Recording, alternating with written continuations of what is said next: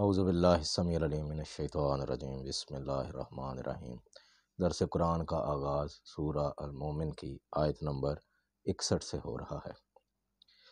اللہ الذی جعل لکم اللیل لتسکنوا فیہ والنہار مبصرا، اللہ ہی وہ ذات ہے جس نے تمہارے لیے رات کو آرام کا ذریعہ بنایا اور دن کو روشن بنایا تاکہ تم کام کاج کر سکو۔ ان اللہ لذو فضل علی الناس، بے شک اللہ تعالیٰ لوگوں پر بہت ہی فضل کرنے والا ہے، ولیکن اکثر الناس لا یشکرون، لیکن لوگوں کی جو اکثریت ہے وہ شکر نہیں کرتے۔ ذالکم اللہ ربکم خالق کل شیء، یہی تمہارا رب ہے جس نے ہر شے کو پیدا کیا ہے۔ لا الہ الا ہو، اس کے علاوہ کوئی الہ نہیں، کوئی معبود نہیں۔ فَأَنَّا تُؤْفَكُونَ، تو تم کہاں بھٹکتے پھرتے ہو۔ اب اللہ تعالیٰ نے اپنی بہت ساری صفات آگے ہم پڑھتے ہیں بیان کی ہیں، اور بتایا ہے کہ چونکہ یہ ساری صفات اسی کے لیے ہیں، اسی کے لائق ہیں، تو اس طرح سے کوئی بھی اس کا ہمسر شریک ہو نہیں سکتا، کیونکہ یہ کام صرف اللہ ہی نے سر انجام دیے ہیں، کوئی اور دوسرا اس کا ساجی نہیں ہے۔ کذالک یؤفک الذین کانوا بآیات اللہ یجحدون، اسی طرح سے پہلے لوگ بھٹکتے رہے جو اللہ کی آیات کا انکار کرتے رہے۔ اب اللہ تعالیٰ یہاں سے آغاز کرتے ہیں، اللہ الذی جعل لکم الارض قرارا، کہ اللہ نے تمہارے لیے زمین کو ایک آرام گاہ بنایا، ٹھکانہ بنایا۔ والسماء بناء، اور آسمان کو چھت بنایا۔ وصورکم، اور تمہیں صورتیں عطا کی، یعنی تمہاری شکلیں بنائیں۔ فاحسن صورکم، اور کیا ہی عمدہ شکلیں بنائیں۔ ورزقکم من الطیبات، اور تمہیں پاکیزہ چیزوں کا رزق دیا۔ ذالکم اللہ ربکم، یہی ہے تمہارا رب۔ فتبارک اللہ رب العالمین، پس بہت بابرکت ہے اللہ جو تمام جہانوں کا رب ہے، یعنی جو اب یہ کام اللہ گنوا رہے ہیں وہ کوئی دوسرا کر ہی نہیں سکتا۔ هو الحی، اور وہ زندہ ہے، ہر وقت موجود ہے۔ لا الہ الا ہو، اس کے علاوہ کوئی الہ نہیں، کوئی معبود نہیں۔ فادعوہ مخلصین لہ الدین، پس دین کو اسی کے لیے خالص کرتے ہوئے، یعنی عبادت صرف اسی کی کرتے ہوئے اسی کو ہی پکارو، اس کے ساتھ کسی اور کو نہ پکارو۔ الحمدللہ رب العالمین، تمام تعریفیں اسی اللہ کے لیے ہیں جو کہ رب ہے تمام جہانوں کا۔ کل، اے نبی صلی اللہ علیہ وسلم کہہ دیجئے، انی نہیت، کہ مجھے منع کر دیا گیا ہے، ان اعبد الذین تدعون من دون اللہ، کہ میں عبادت کروں ان کی جن کو تم اللہ کو چھوڑ کر پکارتے ہو۔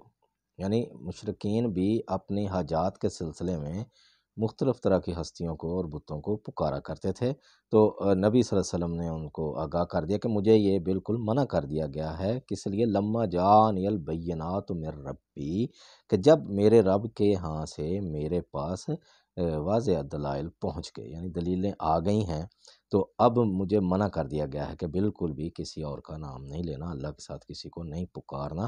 وَأُمِرْتُ أَنْ أُسْلِمَ لِرَبِّ الْعَالَمِينَ، اور مجھے یہ حکم دیا گیا ہے کہ میں صرف جو اللہ رب العالمین اسی کا ہی فرما بردار بن کر رہوں۔ یعنی دلیلیں یہی جو اللہ تعالیٰ بیان کر رہے ہیں کہ زمین کو کس نے بنایا، تمہیں کس نے بنایا۔ آگے مزید دیکھتے ہیں، هُوَ الَّذِي خَلَقَكُم مِّن تُرَابٍ، اللہ نے تم سب کو مٹی سے پیدا کیا۔ ثُمَّ مِن نُطْفَةٍ، پھر نطفے سے۔ ثُمَّ مِن عَلَقَةٍ، پھر اس نطفے کا لوتھڑا بنایا۔ ثُمَّ يُخْرِجُكُمْ طِفْلًا، پھر تمہیں ایک بچے کی صورت میں باہر نکالا۔ ثُمَّ لِتَبْلُغُوا أَشُدَّكُمْ، اور پھر تم پہنچتے ہو اپنی جوانی تک، مضبوطی تک۔ ثُمَّ لِتَكُونُوا شِيُوخًا، اور پھر تم ہو جاتے ہو بوڑھے، یعنی بڑھاپے کی طرف چلے جاتے ہو۔ یعنی یہ ساری کیفیتیں ہیں یہ اللہ ہی نے رکھی ہیں، ان میں کوئی بھی شخصیت، کوئی بھی ہستی شریک نہیں ہے اور نہ ہی کوئی ہو سکتی ہے۔ وَمِنْكُمْ مَنْ يُتَوَفَّى مِنْ قَبْلُ، اور تم میں سے بہت سے ہیں جو اس سے پہلے ہی، یعنی بوڑھے ہونے سے پہلے ہی وفات پا جاتے ہیں۔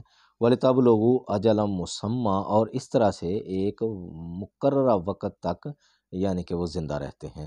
وَلَعَلَّكُمْ تعقلون، اور اللہ یہ ساری چیزیں اس لیے بیان کر رہا ہے تاکہ تم عقل سے کام لو، تم سوچو، غور کرو۔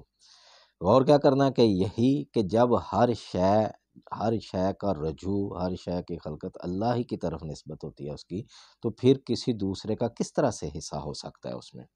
هو الذی یحیی و یمیت، وہی ذات ہے جو تمہیں زندہ کرتی ہے اور جو تمہیں موت دیتی ہے۔